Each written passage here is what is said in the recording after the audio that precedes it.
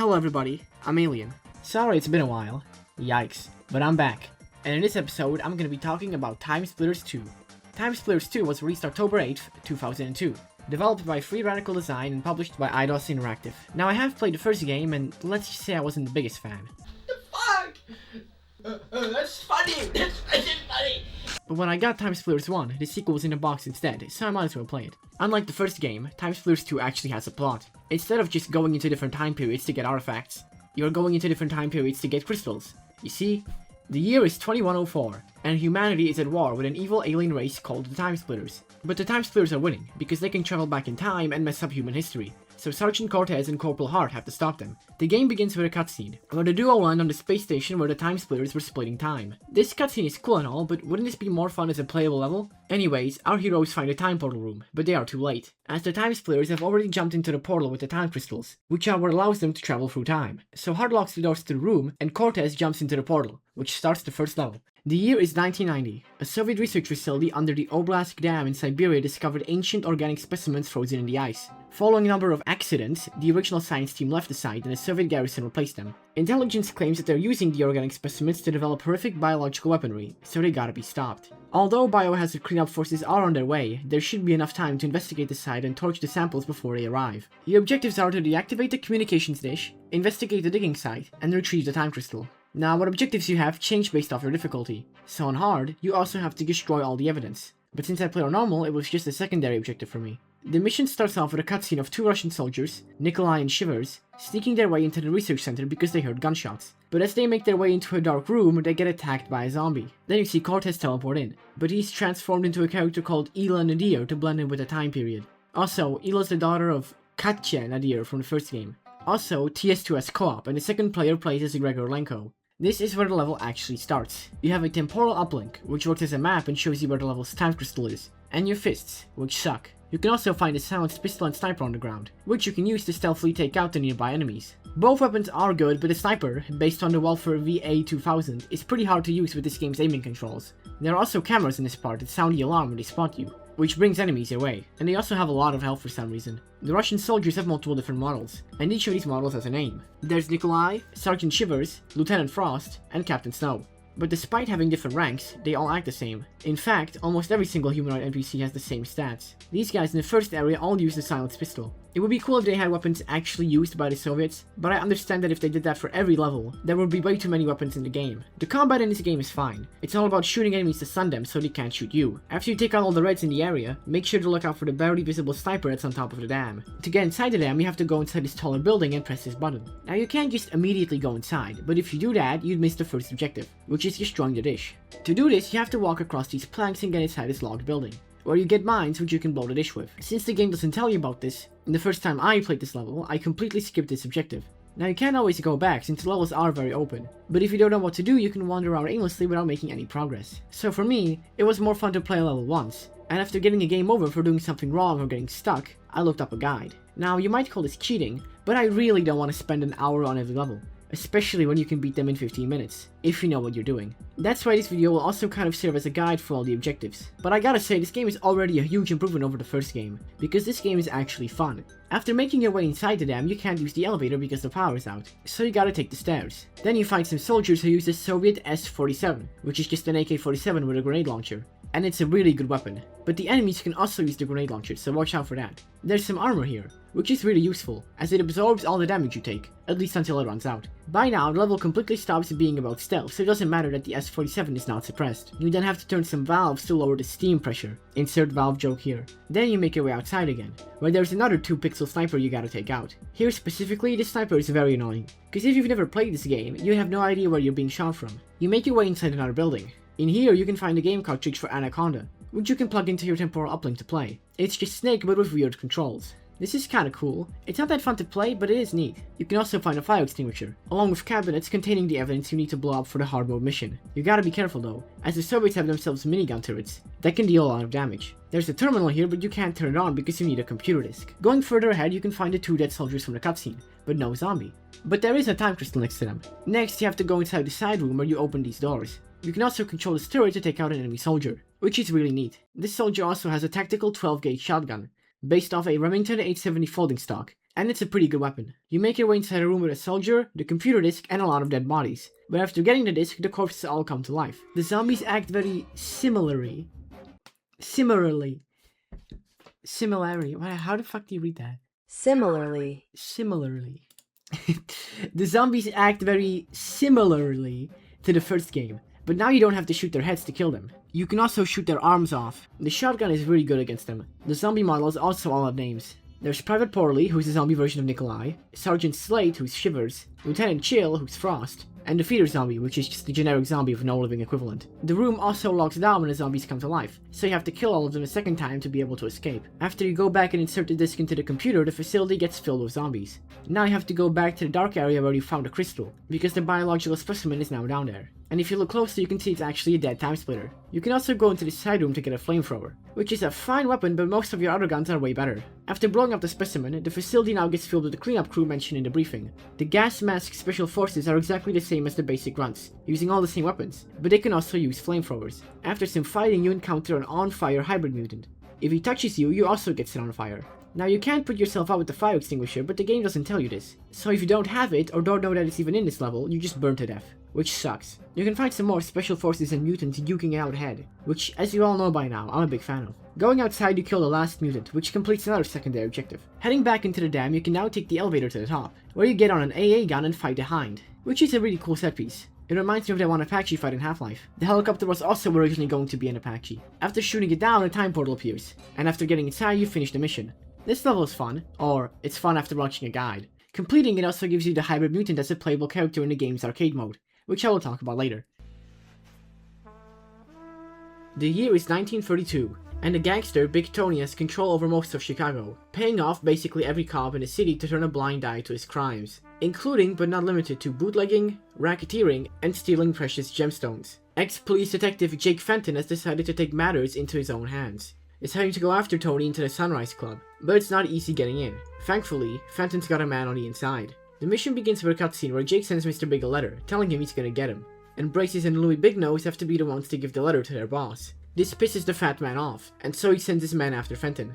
You play as Jake, with player 2 being Lady Jane. Most likely supposed to be Lady Jane with a Y from the first game. You start off with the fists and temporal uplink like in every level, but also the silenced Luger and vintage rifle. The Luger P08 is basically the same as the silenced pistol, but the rifle, based off the Winchester Model 1873, is like the sniper, but it's not suppressed. The enemies here are all Big Tony's mooks. There's Hatchet Sal, Slick Tommy, and Louis Big Nose, who are also armed with silenced Lugers. Starting off, there's already a problem. This level is dark as hell. The first level had some dark areas, but this level is entirely coated in darkness. Now the recording is thankfully brighter, but this was extremely dark for me, with most darker areas being pitch black, which really isn't fun to play. I know there's a brighter version of this game that's in all the videos, but I don't have that version. Also, I know older TVs were brighter, but I don't have an old TV, and I imagine most people don't.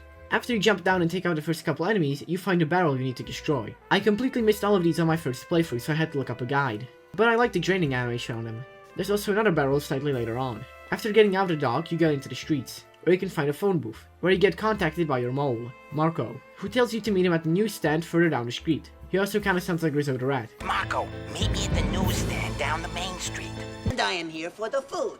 There are also some civilians walking around. There's the accountant, consultant, and lawyer. Then you get attacked by a muck with a Tommy gun. The M1928 Thompson is a really good weapon, but you don't get that much ammo for it, so save it for Big Tony's brother, who bursts through a garage door in his car. Shooting it enough causes the wheel to pop off and the car to crash into the wall. This is a cool set piece, I like it. Inside the place where the car was is another barrel along with some ammo. After meeting Marco, he tells you to go into O'Leary's bar, where Big Tony's men are whacking some poor civilians, who you can save, but they look so similar to the goons and the level is so dark, you may end up shooting them instead. After this, you gotta escort Marco to his hideout. This part sucks. Some enemies will run at you in the streets, but there's also a guy up there, who I could straight up and not see on my TV. That entire area was a dark stain. You can barely even see him in the footage. Inside his hideout, Marco gives you TNT. So then you go inside another area where there are more goons along with the final barrel. After going up some stairs and shooting a muck armed with a vintage rifle, you find Biggie's office, and it's protected by braces. After killing him, you have to use the TNT to blow open a safe. Inside there is a passcode into Big's nightclub. There's also a shotgun, which is slightly worse than the other shotgun, but you never get both of them in the same level, so you can't choose one over the other anyway. After blowing the safe, you get a call from Marco, who warns you about the snipers waiting for you outside. These guys are really goddamn hard to see in the dark. After going outside, there's a bunch of goons, including one guy shooting you from god knows where. so it's best to just run into the club as quickly as you can. You can also now call a taxi from the phone booth, which you can use for cover. Heading inside the club, you can get the dual Tommy guns, which are amazing, but I completely missed them on my playthrough. After killing some more guys, you meet Jimmy Needles, who, judging by his white suit and the fact he only shows up at the end of the level, could be some sort of elite gangster. Then you fight Big Tony himself, who is a major pushover. He's armed with a Tommy gun and has a lot of health, but hitting him stuns him like every other enemy. After killing him and getting the time crystal, the time portal appears, but the Scourge Splitters also appear to hunt you down. Scourge Splitters are elite time splitters who use weapons. They spawn infinitely until you leave the level. Completing this level unlocks Big Tony. The year is 1895, and the fair ladies of Paris have been disappearing, and there are rumors of a crazed madman called Jacques Delamorte who leads a cult of undead followers from Notre Dame. Your mission is to save these maidens, but you have to hurry, as the full moon signals a black mass, and who knows what this Jacques character will summon. You play as freaky French clown Viola, with the second player being Mr. Underwood. This mission's really fun. You start off in the sewers below the cathedral, where you have to fight sewer zombies and crypt zombies with a double-barrel shotgun, because you can't have a spooky sewer without zombies. The crypt zombies are basic Zeds, but the sewer zombies can hurl their spit at you, which I like, it's more variety. You can find them laying on the ground before you activate them, which is cool.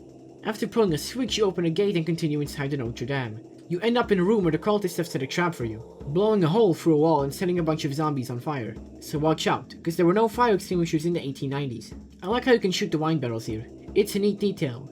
In the next room you can find the maidens. There's one right at the entrance, one in this locked off area, you can just shoot off the lock, and the last two are further into this room. Wait a minute. This is a funny moment, I like it. That thing's called a changeling. You make your way out of the basement and meet a new enemy, the undead priests. I like how you can find them seemingly praying. They are all armed with lugers. The time crystal is also here. And the final maiden is in this room, but she's hanging from the ceiling, and you can't shoot the rope because she falls to her death. You gotta go up these stairs, where you get the dual lugers, which are really good, and pull this rope to lower her. The other rope just rings the bell, which is another fun detail. But even after freeing the maiden, she's not safe, as a bunch of zombies appear and attack her. But the Hunchback of Notre Dame himself appears to help you out. After holding off the horde, the Hunchback takes the maiden to safety. Now a door has opened, and after going inside you go up some steps, before ending up at a walkway above the area you were before. Here, the giant portal demon appears.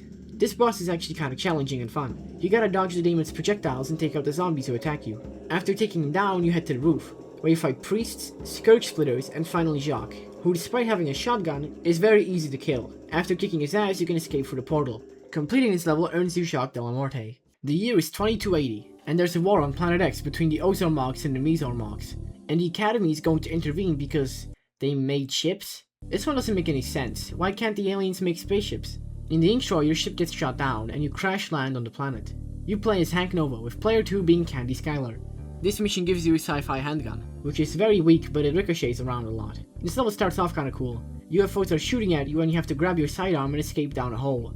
After that you go through some caves and fight the Ozarmogs, who are also armed with the plasma pistol, but some of them have this laser shotgun weapon you can't pick up. This gun kinda reminds me of the Mozambique from Titanfall. You also find a weapon part here. Then you drop down a hole and end up at a beach with some turrets, which you can use to fight off the Mesormogs attack. But it might be slightly better to just ditch the turret, because you can't move while using it. These Xenos have the same weapons as the Ozarmogs, including the weird shotgun. They also have UFOs you can shoot down, but I don't think they do anything. After taking out all the attackers, the laser gate behind you opens. Here you can pick up the plasma rifle, which is pretty weak, but the longer you fire it, the quicker it shoots. You can also shoot a straight up Halo plasma grenade, which sticks to enemies. Going further in you can find a hive, guarded by a load of alien flies. These things respawn infinitely, so you shouldn't waste your ammo on them, since you can easily go around them. After that you can find a second weapon part, which gives you the homing launcher, and it's really good. Then you find the crashed spaceship from the intro, and the Mesos are trying to get inside. After fighting off the red guys, some green guys come out of the ship to help you, but they can still attack you. After getting inside the ship, you can use the cameras to find the alien base. After jumping down another hole and fighting some more aliens, you find the space base, where a big battle is happening. This part's cool.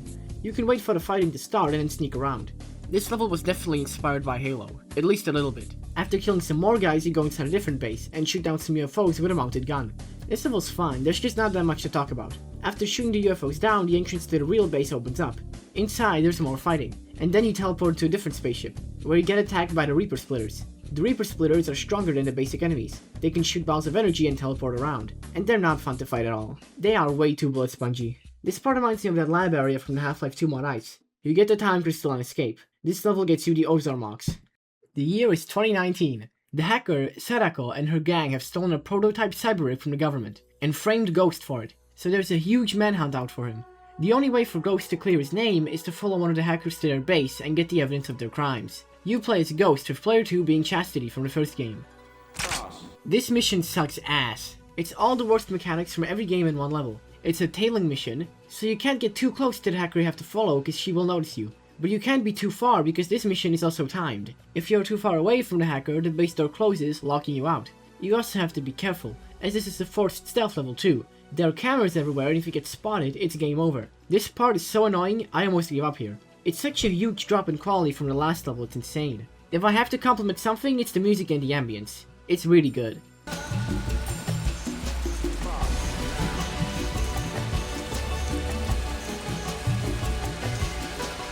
You can go down the side area to get weapons, a silenced pistol and a sniper rifle, which you can use to take out the cameras. Now again, this game doesn't tell you about this, so I spent my first couple attempts doing this without any weapons. I get not telling the player everything, but come on, it's a semi-open world game of side areas. At least make things show up on the uplink or something. Also, even with the weapons, this part sucks, because the cameras still take a couple shots to take down, and aiming with the sniper sucks. After getting past the cameras and dodging the police cars, who can also spot you, you follow the hacker, whose name is Crayola, into the base. Now you have to go behind her to get in before the door closes. But don't get too close, as you will get spotted and have to redo the entire level. After getting inside, don't kill the hacker yet, because that fails the fucking mission.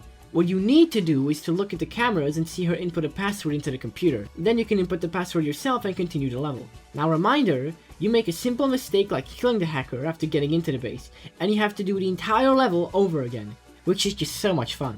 So you hack the PC and get in the base. Here you fight some enemies called Milk Babies. They are armed with pistols. There's also finally a checkpoint here. You can find the digital camera along with an SB-90 SMG, which is a really good weapon. You can also find the Lunar Lander cartridge, which is another game. This one's just landing a little rocket on an area, which is fun for like 10 seconds. With the camera, you gotta take some pics of the experiments they've been doing here, along with the plans. After doing so, you have to upload it to the police servers. But doing this activates the turrets. Now you have to go kill that experiment, which is this weird half time-splitter thing. You can shoot it, but that does no damage. You have to turn this lever to kill it. After that, some more milk babies spawn, along with a Barbie Gimp. Jesus, these names. Some of these gals also now have SMGs. Going back outside, the streets have erupted into chaos, with the gang members at war with the riot police. You can find Sadako here, armed with the SMG. After killing her, you get a time crystal, and escape this shitty-ass mission in another portal. There's also supposed to be an old man in this mission somewhere who gives you health, but I couldn't find him. Completing this level gets you Sadako. The year is the Wild West, and the people of Little Prospect are being terrorized by the Colonel and his gang. He put a false bounty on Ramona Sosa, the local law lady, and got her into jail. It's time for the bounty hunter Elijah Jones to put an end to the Colonel's reign of terror. You play as Elijah Jones, ancestor of Peekaboo Jones from the first game, and player 2 is Ramona Sosa. This level's boring. It's not terrible, there's just nothing interesting about it. You fight the Colonel's gang, who are Mikey Two Guns, Jared Slim, Hector Barboso, and Jebediah Crump. These guys are all armed with the Garrett revolver, just as you are. It's the strongest pistol in the game, so it's pretty good. You also get the vintage rifle.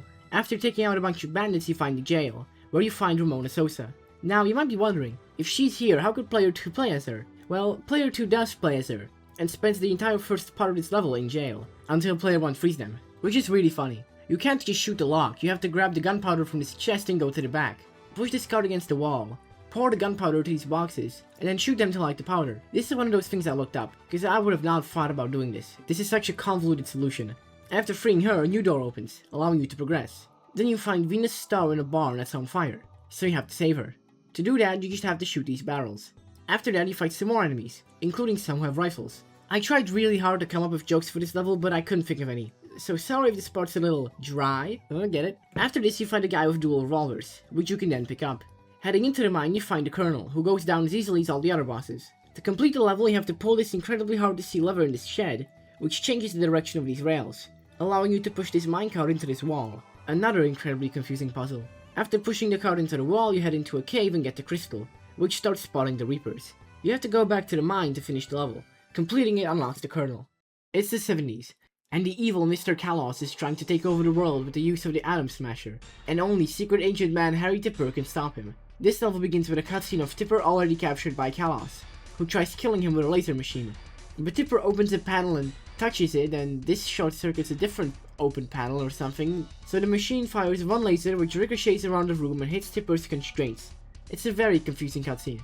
Anyways, you play as Tipper from the first game, and player 2 is Kin Celeste. After the cutscene, the laser opens the door for you. Here you can get the uplink, and you can use the turret to take out the henchman in the next room, because you don't have a gun. Now, this level is timed, but you can go over to the scientist called Dr. Peabody, who will turn off the bomb that's next to him, giving you more time. After going further and grabbing a pistol from one of the henchmen, you fight some more guys, including a dark henchman with dual pistols, which you can pick up. After taking out more enemies and a turret which does a lot of damage, you can find another Peabody and disable another bomb. Then you have to get this fire extinguisher and put out this fire to continue. There are also some mines down here. Now, there's a dark henchman in this room with a sniper rifle, and up close enemies with sniper rifles are really annoying to fight. They will shoot you the second they see you, which is really annoying. This level is really fucking hard, but not in a fun way. It's so hard it almost made me quit, because you barely get any health pickups, and the enemies constantly ambush you. But these ambushes don't kill you, they just take large chunks of your health off, so you die in the next gunfight. Now, this level isn't bad just because it's hard. I like hard games. Spoilers for Deltarune, but Deltarune is hard, specifically the Knight. And to beat the Knight, you have to be really good at Deltarune. You have to learn how to dodge its attacks. To beat Atom Smasher, you don't have to be good at TimeSplitters. You just have to memorize all of the ambushes. This doesn't take any skill, just trial and error. This exact memorize every enemy thing is what made the first game so unbearable. And for the most part, TS2 didn't have that. But this level just evolves back into it. Anyways, after putting out the fire with the fire extinguisher, which clogs up your inventory with yet another useless addition, making it harder to switch to a different weapon, you head to this large hallway area. This is the worst part of the level. Not only do the enemies start using the AK here, there are also a bunch of snipers and turrets here. You have to go inside one side room, turn a valve, go to a different side room, and pick this bomb up with a magnet and throw it into this hole. This magnet thing barely fucking works, and I died multiple times because of it. Also, be careful when dropping the bomb, because it can hit the wall and explode. After killing even more guys, you find more fires. After putting the fire out, you head to a room with a bunch of enemies. This place has another bomb. And one time, I died here because the scientist took too fucking long to turn the bomb off. After opening a really slow door, you fight even more guys before turning off the final bomb, finally getting rid of the timer. After that, you grab some pipes and turn off some lasers. Going past the lasers, Reaper Splitters start spawning, and Kalos appears using dual rifles. After taking him out and getting the crystal, you have to pull these levers in a specific order to turn off the reactor and escape. After beating this level, you unlock Kalos. Thankfully, the rest of the game is much easier than this level. Well, the rest of the story is. It's 1920, and Captain Ash has found the lost temple of Tohochek, and in it, the ancient jade crystal artifact, but he's attacked by a stone golem. He loses the crystal and falls off a bridge. In this level, you play as Captain Ash, again from the first game, along with the Jungle Queen. You start off with a Luger. This level has a bunch of monkeys running around. They can't hurt you, so there's no need to shoot them. There are also beehives around the temple, and if you get too close, the bees will attack you. Going further into the temple, you encounter an Aztec warrior with a crossbow. The crossbow is a good weapon. It's not bad against basic enemies, but you will mostly use it for puzzles. You can also pick up the bolts after shooting them. This level's gimmick is setting the crossbow on fire, which can then be used to destroy the beehives, and kill the wood golem that attacks you, which can't be killed in any other way. After killing some more tribesmen, you find a room of pillars. There's also a monkey on one of the pillars that throws exploding bombs at you, which deal a lot of damage. This part is actually a puzzle, but the game does a terrible job of telling you this. And I'm glad I'm not the only one who thinks this, because the guide I looked up has a bunch of people in the comments complaining about it. You have to move these parts to a specific symbol to open the door. The symbols are the scarecrow, the lizard, the cow thing, the monkey, the dragon, and the lizard. After doing this, the door in the next room opens. Going in there, you pull a lever to open the path to the inside of the temple, which I gotta admit, looks really cool in the background of this mission. Going inside, you find a bunch of warriors. This part reminds me a lot of Turok. You open another door and face the High Priest, but he goes down as easily as every other non-boss enemy, which is kinda boring. This game technically has a bunch of different enemy types, but in reality they all act the same. You head into a larger area where you meet the stone golems. To kill them, you have to lead them above a trapdoor and press a button to activate it. After taking them out, you go into a dark area of traps and end up here, where you get the vintage rifle. Now, I got stuck here again. I could see something shoot at me, but I had no idea what it was. Turns out, these small stone faces turn around, revealing an evil face that shoots you, and the evil face is killable. After doing this, the path forward opens. After an Indiana Jones boulder chase, you get the crystal. Take out some golems with a grenade launcher that's for some reason in this ancient temple, and escape. This level's fine. It's not bad, it just isn't that fun. You get the stone golem for beating it. After this mission, there's a cutscene of Cortez returning to Heart to give her a time crystal. To be honest, I completely forgot about Heart. The year is 2315. After the machine wars, all the robot factories have shut down. Except for one. The Dark Machinist child activated a power node network and is building a robot army all for himself, so Gretel Mark II and R109 have to stop him. This level's pretty mediocre, because it's very confusing. You start off with the plasma rifle and pistol and fight some chassis bots. These guys are very plentiful and are all equipped with the pistols, which is very annoying because of how much the shots bounce. I really like how this level looks. You take control of a camera bot and blow open a door. Here you can extend a bridge. You go back and fight some more bots. They kinda remind me of the units from Executive Assault. You can find a turret in the next room. These shoot very slow projectiles, so they aren't hard to dodge. Then you meet the sentry bots. These guys are extremely spongy, taking a lot of damage before going down. They are armed with the auto rifles. While they aren't fun to fight, I appreciate that this level has a lot of different enemy types. Later you get attacked by hover bots, which fly out and kamikaze themselves at you. You then find a power core you need to take out along with a sentry bot holding a laser gun. This is the best gun in the game. Not only is it fun to use, it also deals a lot of damage, quickly taking out the sentry bots. You can shoot it normally or charge it to do more damage. It also has an alternate fire which creates a shield. You can't take out the core yet, however, you have to keep going. You end up in a room with a motion robot turret. These things can walk around and have a lot of health, but the last gun makes short work of them. You can also find the electro tool here, which is technically a weapon, but it's so ass you should just stick to using it to blow up the power nodes. After doing so, you keep wreaking havoc in the factory, until you get to this room with a bunch of railbots. These things ride rails and shoot you. You have to take control of one of them and go into this next room. Here you have to shoot wherever these things are to open a path forward. There's a bunch of enemies here, so just use the railbot to gun them down. After fighting even more clankers, you find another power node. Then you head to a big room full of droids, where you get the homing launcher. There's a power node here you gotta blow up, and after doing so a bunch of bots teleport in. This is a really hard part, as they also have homing launchers, which have insane tracking, seemingly only when the enemies use them. After killing them you can continue. You face the machinist child, who built himself a giant machine to kill you. But since he can't move, you can just stand in one place and shoot him. As long as you deal with the robots, who now also use the plasma rifle. I guess they put him in a robot so you don't have to kill a small child. But even after you do kill the small child, the machine can still attack you. You gotta go to the second floor and get the crystal to escape. Beating this level unlocks the weird demon child. This level also has the final game cartridge, but it's only on hard, and I really don't want to replay that level on hard just for a stupid racing game. Cortez jumps back into the space station, and just as he gives the final crystal to Hart, TimeSplitters break through the locked door. During the ensuing battle, Hart gets knocked down. Unlike the intro cutscene, I'm glad this one isn't playable, because this game's melee combat sucks. In this level you play as Cortez. Well, you always play as Cortez, but this time it's just Cortez. And player 2 plays as Hart, who I guess survived. You start off fighting some Reaper Splitters and alien flies, but these ones are grey, not brown like the ones on Planet X. Probably some species used by the TimeSplitters as a weapon. You have to interact with 3 consoles to activate the space station's self-destruct sequence. After doing this, the level becomes timed, so you gotta hurry up. Since you're only fighting the TimeSplitters, you fight a lot of Reaper Splitters, which are still not fun to fight. You also fight Scourge Splitters armed with plasma rifles, along with Baby Drone Splitters, which are babies from an amphibian race that was enslaved by the Splitters. Now you know what will happen to humanity if you lose against these guys. You gotta get the environment suit here for later. You then encounter the space station's turrets, probably hacked by the Splitters to attack humans. After some fighting you find an airlock. Heading out, you don't die thanks to the suit you have. This part is really cool, I like it. You end up in a destroyed part of the space station, and you gotta shoot down the incoming Splitter ships. I really like how this part looks, especially the planet in the background. After heading back into the airlock, a Reaper Splitter spawns where it cycles, which is very mean. Back inside, you find the adult version of the Drone Splitters, who have more health than the average enemies. This level is fun. I'm glad at least the final level isn't terrible, so the game doesn't leave a bad last impression. It also reminds me a lot of the Maw from Halo CE. Then you get the minigun, which kicks ass and is also really loud. You get in a room in an elevator, and after taking it down, you escape in the spaceship you came in with, but with one less soldier. For beating this level, you get a bunch of stuff, mainly the Reaper Splitter as a character, but you also get some maps for the arcade mode along with some cheats. And so TimeSplitters 2 ends, or at least the story does. Now onto the side content. This game has a bunch of extra stuff, first being the arcade mode, which is just multiplayer. And there are these arcade leagues, which are arcade matches with specific characters and weapons. There are also challenges, in which you have to do some specific thing, like break windows or kill zombies. And they all fucking suck. This shit's just put in the game for the sake of there being extra stuff. It's mind-numbingly boring at best and genuinely fucking unplayable at worst. The first couple are fun, but then you have to keep doing the same shit over and over again. Depending on how well you do, you get a medal.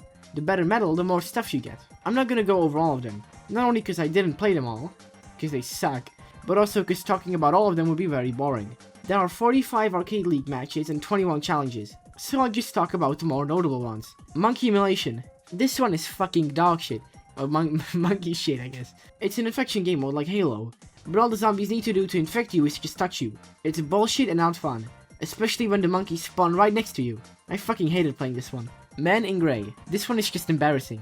You have to assault some base or whatever, who fucking cares. But all the enemies spawn with the strongest weapons in the game. The minigun and the homing launcher. You make an inch of progress and immediately get killed, so you have to do it all over again. Also, this level has this atrocious song playing.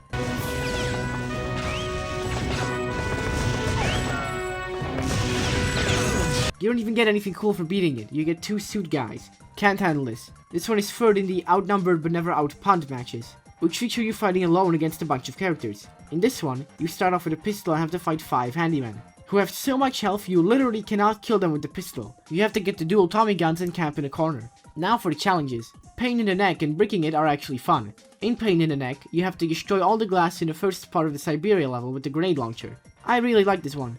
Coming up with the route and strategy was really cool. Breaking it is slightly worse. The bricks suck to throw, never really going where you want them to, but once you learn the throwing it's not that bad. But the third one's boring, I don't like that one. Another fun one is Fight Off the Living Dead, where you have to survive waves of zombies in a small room. It gets a little boring after a while, but it is fun. The other zombie ones aren't nearly as good. The circus one's area is just a tiny little square, so you barely get any room to dodge. And the unarmed one is fine, but not as good as the first one. That's all the interesting ones, all the other ones suck. So, that was TimeSplitters 2, and it wasn't a very enjoyable experience. The story was neat, some levels were really fun, but a lot of them sucked. It did have a lot of cool ideas though, and while the side content is garbage, it's still side content, so you don't have to play it. Overall, it wasn't terrible, but I probably wouldn't recommend it to anyone nowadays.